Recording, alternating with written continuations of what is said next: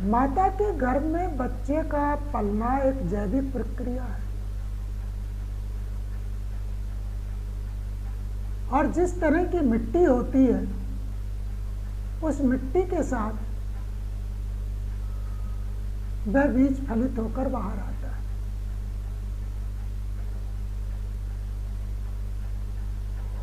शरीर विकसित होकर बाहर आता है, इंद्रियां नहीं।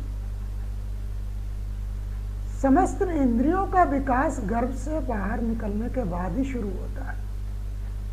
आंख की इंद्री, कान की इंद्री, स्वाद इंद्री, स्पर्श इंद्री,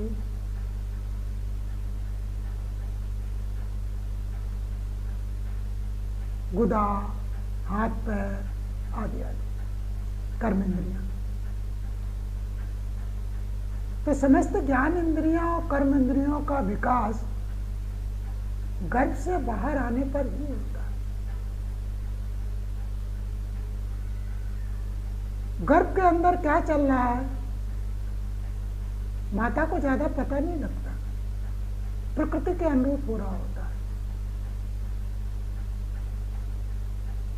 सिर्फ प्रफुल्लता उसके शारीरिक विकास में महत्वपूर्ण होती है।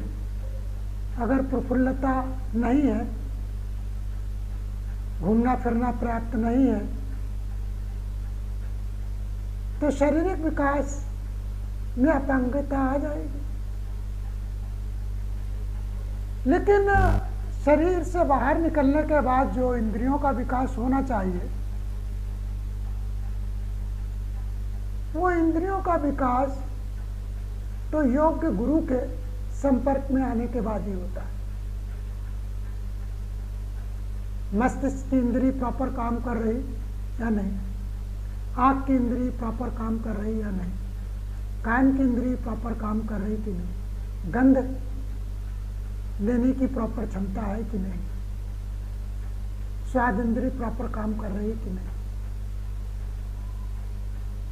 इस पर ध्यान तो गुरु देता है। आधुनिक शिक्षा में तो इस पर ध्यान नहीं दिया जा रहा है। और जिन बच्चों के माध्यम से हम शिक्षा दिला रहे हैं, ट्यूशन या विद्यालय, उनको तो खुद ही बोध नहीं है। कल की लड़कियों को पढ़ाने के लिए छोड़ दिया जाता है बड़े बड़े प्राइवेट स्कूलों में, जिन्हें खुद ही नहीं पता कि बच्चा क्या होता है, कैसे पैदा होता है, कैसे विकसित होता है,